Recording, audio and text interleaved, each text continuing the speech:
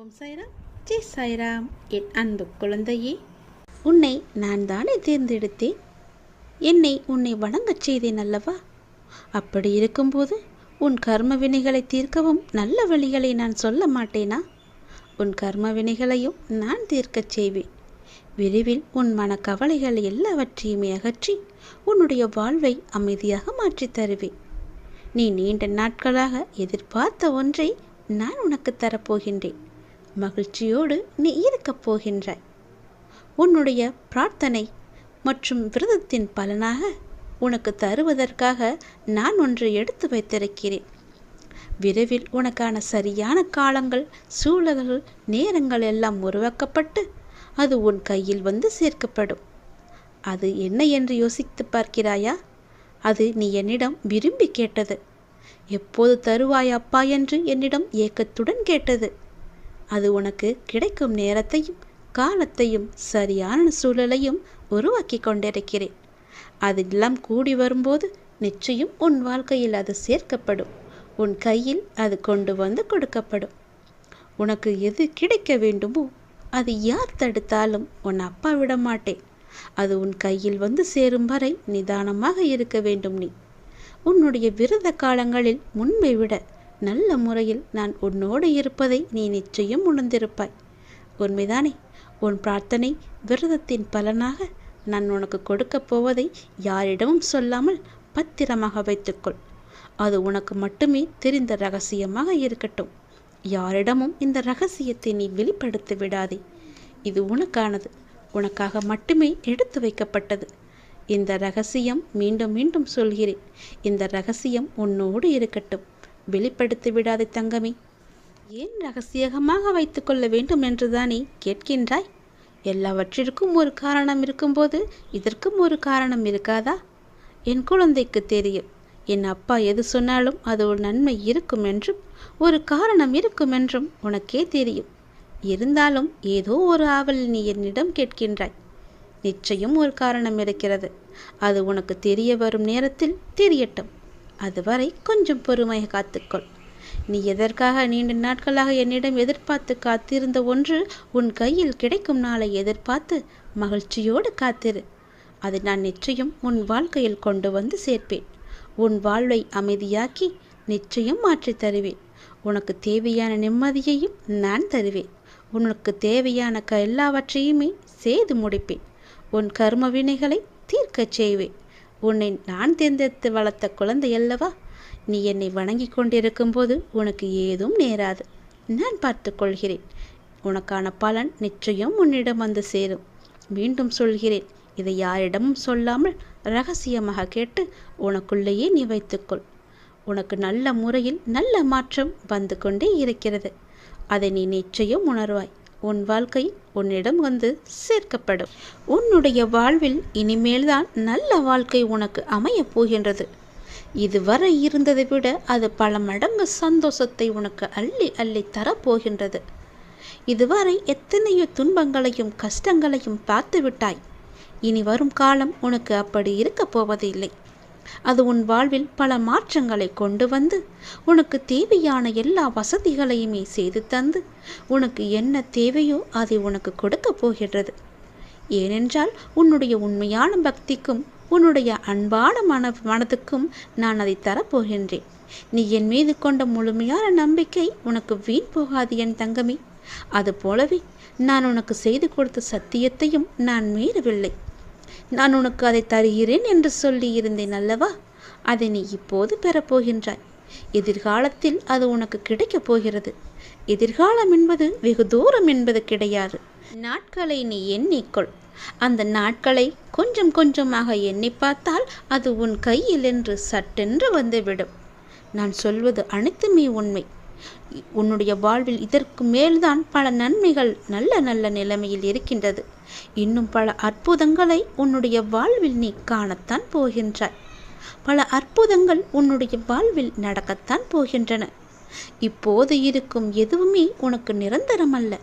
உன்னுடைய கஷ்டங்கள் எதுவுமே நிரந்தரமல்ல. உன்னுடைய கஷ்டங்கள், துன்பங்கள், கடன் பிரச்சனைகள் எல்லாமே உன்னை விட்டு தூர ஓட போகிறது. ஏனென்றால் என்னை நீ வழிபட ஆரம்பித்து எத்தனை எத்தனை நல்ல வினைகளை எல்லாம் நீ செய்திருக்கின்றாய். அவையெல்லாம் நிச்சயமாகவே நல்ல பலனை உனக்கு தரப்போகு. உன்னை நான் பாதுகாத்து கொண்டே வருகின்றேன். உனக்கான நல்ல நல்ல சூழல்களை எல்லாம் அமைத்து வைத்திருக்கின்றேன். நல்லது உன் வாழ்வில் நடக்கப் போகின்றது.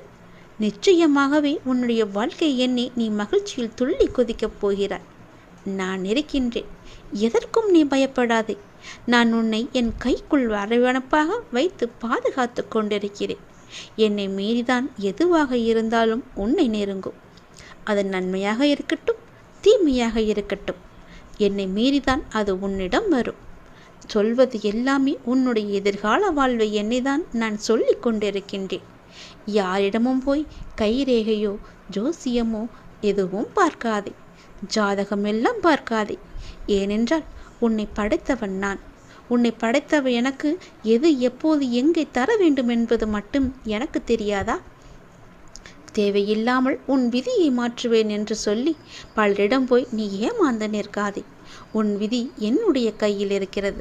உன்னுடைய வாழ்க்கை என்னுடைய கையில் இருக்கிறது. அதை நல்லபடியாக மாற்றி அமைப்பது என்னுடைய பொறுப்பு. நீ எதை எதிர்பார்த்து காத்திருந்தாயோ, எதை நான் பெற வேண்டும் என்று காத்திருந்தாயோ, அது உனக்கு கிடைக்கப் போகிறது விரைவாகவே.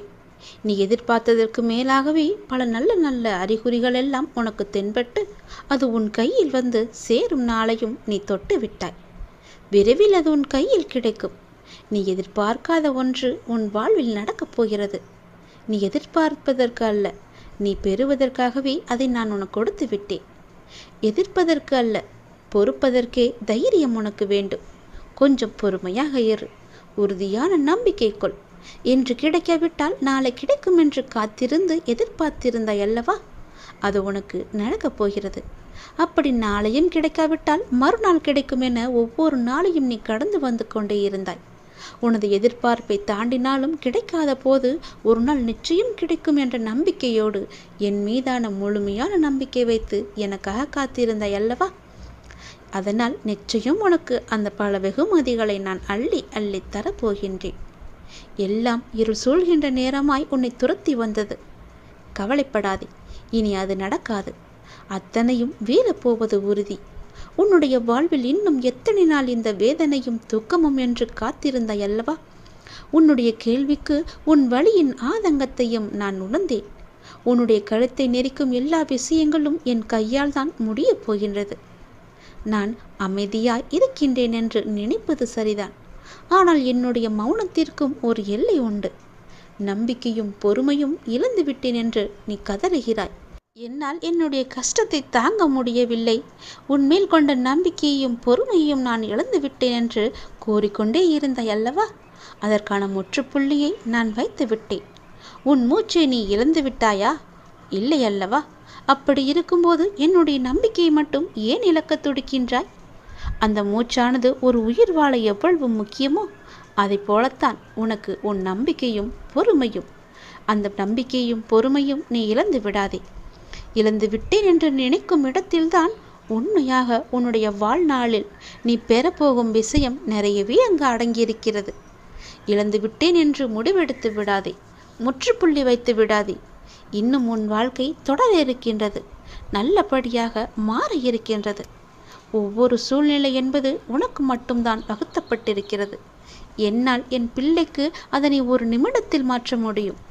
கஷ்டமான சூழ்நிலை வந்தால் அதை எதிர்த்து நெல்லு. உன்னுடைய எல்லா பிரச்சனையும் முடிக்க எனக்கு ஒரு நொடி போதும். சில நேரங்களில் கூட முடித்து விடுவேன். சில நிமிடங்களில் கூட முடித்து விடுவேன். ஏன் சில நாட்கள் கூட ஆகலாம். நீ எப்படி என் மீது முழுமையான நம்பிக்கை வைக்கின்றாயோ அதன் பொருட்டு தான் என்னுடைய பலனும் உனக்கு இருக்கும். உனக்கு வெற்றி கிடைக்கவே இல்லைன்னு ரொம்பவே வருத்தமாக இருக்கு இல்லையா? எது தொட்டாலும் சறுக்கிக்கிட்டே போயிட்டுருக்கு. என்னுடைய வெற்றி ஏன் எனக்கு கிடைக்க மாட்டுதுன்னு உன்னுடைய மன வருத்தம் எனக்கு தெரியுது. ஆனால் அந்த வெற்றிக்கு 2 எதிரிகள் இருக்காங்க. உனக்கு கிடைக்க வேண்டிய வெற்றியை அவங்க தான் தடுத்துட்டு இருக்காங்க. அது யாருன்னு தெரியுமா? உன்னுடைய வெற்றிக்கு 2 எதிரிகள் உண்டு. அது உன்னுடைய தயக்கமோ முயற்சி இல்லாதது தான். துணிச்சலை தோழனாக்கி நீ கொட்டணிச்சுக்கோயேன்.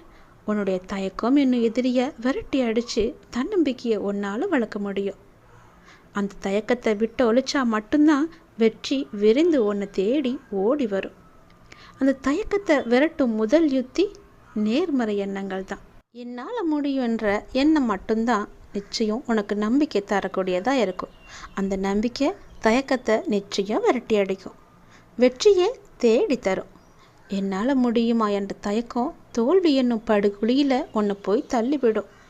அதனால் அந்த கேள்விக்குரிய உன் முன்னால் நீ வைக்காத. கேள்விக்குறி இல்லாமல் பார்த்துக்கோ.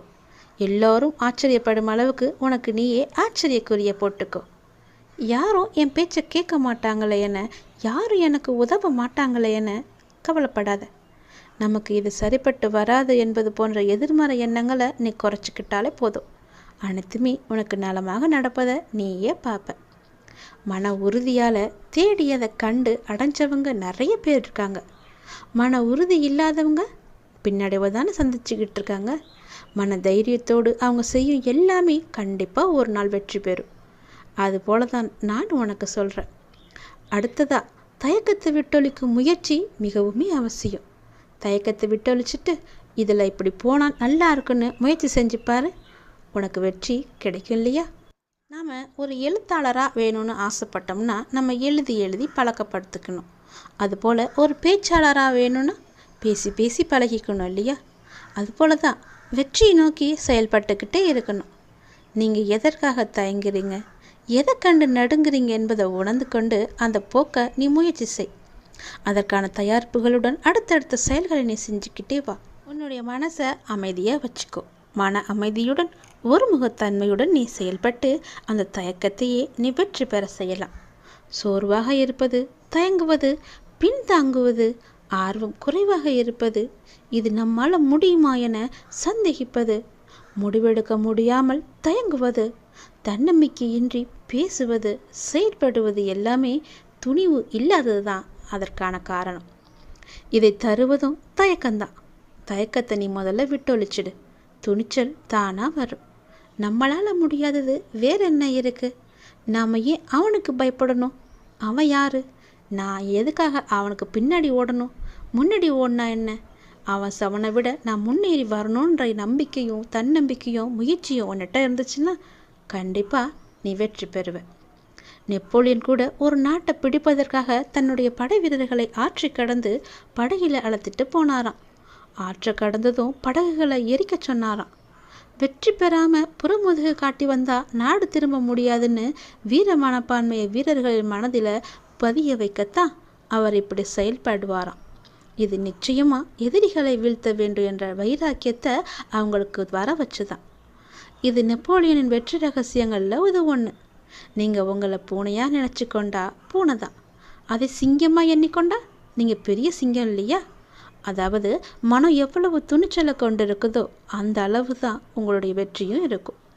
நெப்போலியன் மட்டுமல்ல, தயக்கம் தவிர்த்து துணிச்சலுடன் செயல்பட்டவர்கள் எல்லாம் இன்று வெற்றியாளர்களாகவும் வரலாற்றை மிகவும் இடம்பெற்றவர்களாகவும் இருக்காங்க. தயக்கத்தை தாங்கும் மனநிலையை அழிச்சா நீ மகிழ்ச்சியாக வாழலாம். பொறுமையை கையாண்டுக்கோ. நம்பிக்கை உனக்குள்ளே வச்சுக்கோ. தைரியத்தை உனக்குள்ளே வளர்த்துக்கிட்டே வா. நிச்சயம் உன் வாழ்க்கை தோல்வியில் முடியாது, வெற்றியில் தான் முடியும். முகமலர்ச்சியோடு நம்பிக்கையோடு ஒவ்வொரு நாளையுமே நீ துவங்கிப்பார். உன் வாழ்க்கை என்னுடைய கையில் மட்டும் இல்லை, உன்னுடைய வாழ்க்கை உன்னுடைய கையில் தான் இருக்குது. அதை நீ எப்படி எடுத்துகிட்டு போகிறன்றதில் தான் அது இருக்குது. சந்தோஷமாக எடுத்துகிட்டு போனீன்னா உனக்கு சந்தோஷமான வாழ்க்கை தான் கிடைக்கும். அதை எதிர்மறையோ மனசுக்குள்ளே வச்சுக்கிட்டு நேர்மறையை தவிர்த்து விடாத. நல்லது நடக்கும்.